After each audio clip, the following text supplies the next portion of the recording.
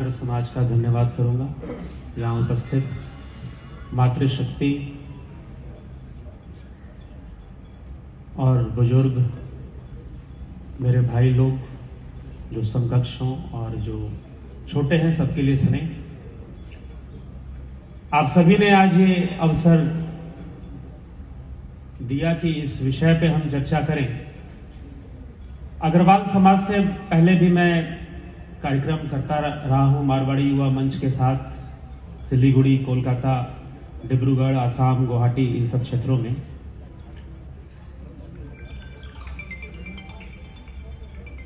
तो योग के क्षेत्र में अभी जो विषय है तनाव मुक्त जीवन, तनाव मुक्त हम कैसे हों और रोग रहित जीवन कैसे हो, रोग से मुक्ति कैसे मिले, तनाव से मुक्ति कैसे मिले। चलिए ठीक है, लेकिन क्या तनाव से मुक्ति संभव है और क्या तनाव गलत चीज है? वैसे मैं योग वक्ता हूं, मुझे बताया गया कि मोटिवेशनल स्पीकर हूं, लेकिन मैं कई बार डिमोटिवेट भी कर देता हूं। ठीक है, तो डिमोटिवेट करना मेरा उद्देश्य नहीं है, लेकिन आप इसको बुरा ना माने कि भाई तनाव मुक्त जीवन, लेकिन तनाव से मुक्ति क्यों चाहिए? तनाव तो अच्छी चीज है। अब इतना बड़ा कार्यक्रम हुआ, जो भी इसका ऑर्गेनाइजर है उन्होंने थोड़ा बहुत टेंशन तो लिया ही होगा। और अगर चलिए जी, बहुत अच्छी बात है, इन्होंने बिल्कुल ये पूरी तरह से मुक्त हैं। चलो, एक व्यक्ति हमें, एक विभूति हमें जरूर प्राप्त हुए, गुलशन जी, जो कि पूरी तरह से मुक्त है। ठीक है, हाँ, बहुत अच्छी बात है। तो तनाव से मुक्त जीवन हमारा हो। तनाव क्या चीज है वास्तव में, हमें चाहिए क्या? देखिए, हम सबसे बड़ी भूल की क्या होती है, अभी भी हम जितनी बातें कर रहे थे बहुत आनंद आ रहा था मुझे, मैं तो सुनने में ही बड़ा आनंद ले रहा था। और जितनी भी बातें कर रहे थे, हमारा लक्ष्य क्या है? हमारा लक्ष्य क्या है? चाहे वो हम शास्त्रों की बातें करें, 4 आश्रम के भी बारे में हमने सुना, ब्रह्मचर्य, गृहस्थ, वानप्रस्थ, संन्यास। ये सब किस लिए? हम जो कुछ भी कर रहे हैं वास्तव में असंतुलन का परिणाम है। हम सुखी होना चाहते हैं, लेकिन सुखी होने के चक्कर में अपना संतुलन बिगाड़ते हैं, और जब संतुलन बिगड़ेगा तो फिर क्या होगा? रोग होगा। फिर तो जिस तनाव से हमको मुक्त होना है, ये उस तनाव की बात है जो रोग का रूप धारण कर चुका है, जो बीमारी का रूप धारण कर चुका है। अब कुल मिलाकर अगर आप सनातन धर्म को समझना चाहते हैं तो बस एक विषय को समझिए, वो है संतुलन। कैसे भाई? पूरे सनातन धर्म का सार ही संतुलन है। हमारा जो प्रथम शास्त्र है, प्रथम दर्शन है सांख्य दर्शन, दूसरा अध्याय भगवान श्री कृष्ण सांख्य योग का वर्णन करते हैं। तो सांख्य योग क्या कहता है? यह संसार कब शुरू हुआ? प्रकृति की विषमता से संसार उत्पन्न हुआ। प्रकृति की विषमता से। कारण कौन है? प्रकृति की साम्य अवस्था कारण है, और प्रकृति की विषमता में हम लोग रहते हैं। प्रकृति की विषमता क्या है? रजोगुण, तमोगुण, सतोगुण। रजोगुण तमोगुण जब मिलेंगे तो पाप होगा, सतोगुण और रजोगुण जब मिलेंगे तो पुण्य होगा। आप पाप करोगे या पुण्य करोगे, क्या बीच में भी कुछ होता है? जी हां, बीच में भी कुछ होता है, और बीच में वो संतुलन है। क्रोध बढ़ेगा, द्वेष बढ़ेगी, ईर्ष्या बढ़ेगी, पाप बढ़ेगा, नरक की ओर हमारी यात्रा होगी। प्रेम बढ़ेगा, दया बढ़ेगी, करुणा बढ़ेगी, पुण्य होगा, स्वर्ग की यात्रा होगी। लेकिन इन दोनों के बीच में जब संतुलन होगा तो मोक्ष की यात्रा होगी। पूर्ण संतुलन, रजोगुण, तमोगुण, सतोगुण, ये तीनों ही संतुलित हो जाएंगे, आप समाधि में लीन हो जाएंगे, फिर आप मोक्ष को प्राप्त कर लेंगे।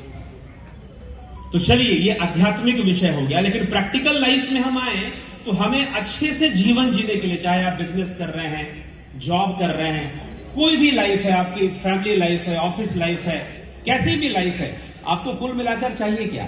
बैलेंस। अभी मुंबई में बारिश हो रही है, अभी बात चल रही थी,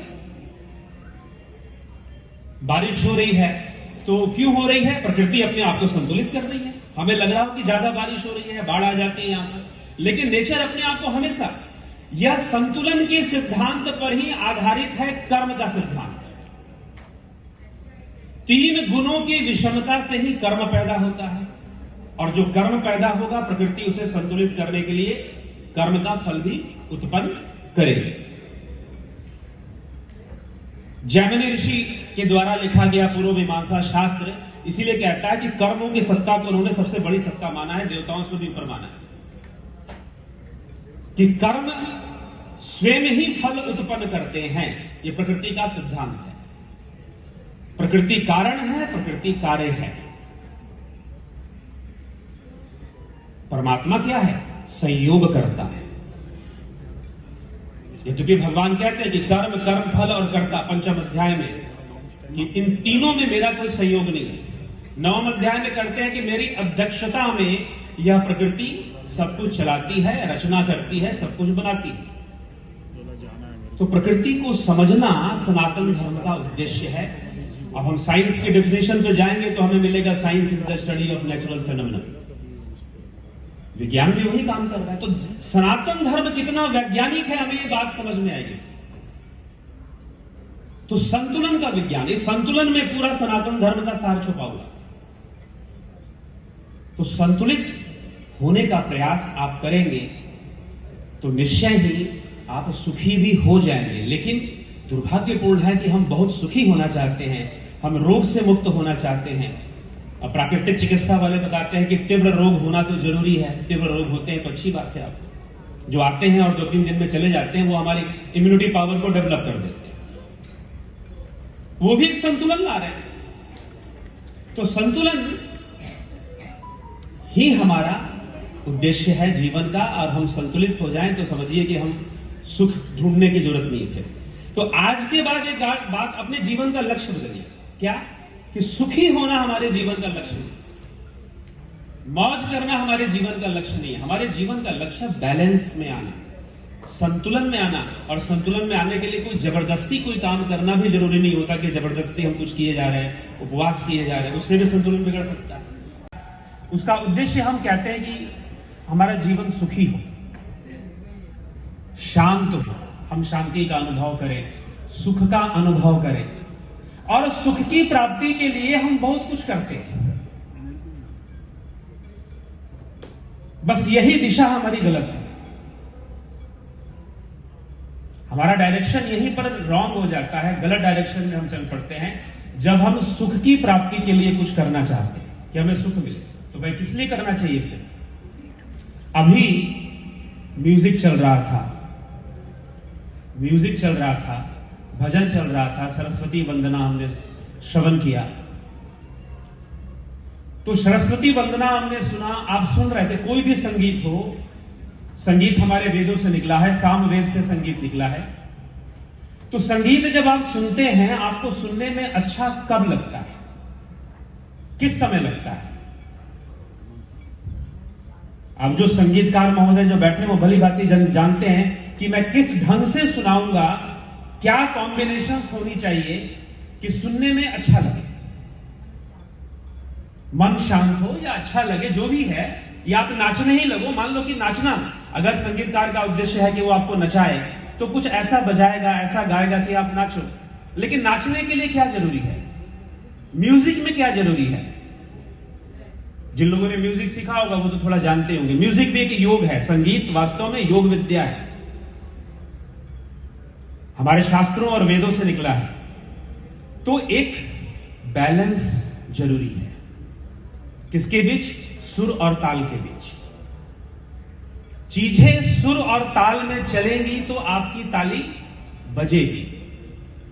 और अगर सुर और ताल में नहीं गाया जाएगा, गाने वाले को इसका समझ ही नहीं है कि सुर क्या होता है, ताल क्या होता है।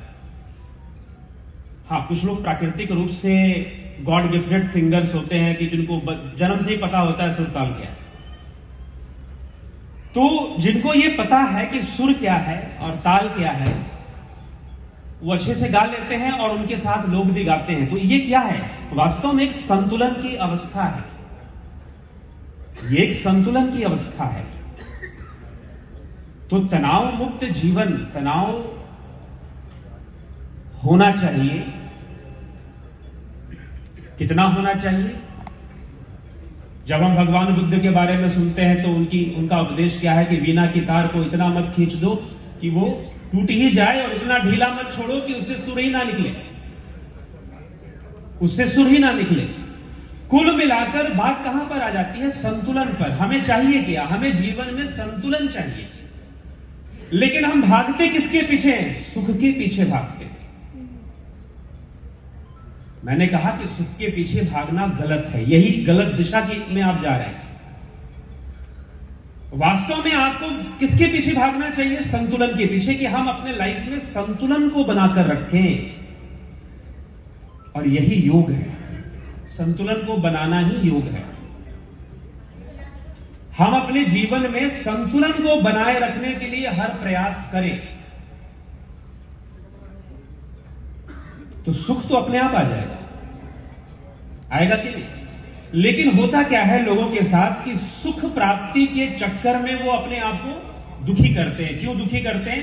क्योंकि अत्यधिक सुखी होने के चक्कर में हम संतुलन बिगाड़ देते हैं। अत्यधिक सुखी होने के चक्कर में हम अपना संतुलन बिगाड़ देते हैं, और जब संतुलन बिगड़ता है तो हम दुखी होते हैं।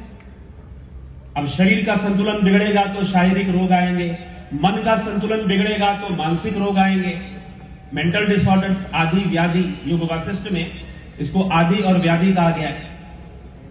मानसिक रोग आएंगे। मानसिक रोगों की चर्चा रामचरितमानस में गोस्वामी जी बड़ा सुंदर करते हैं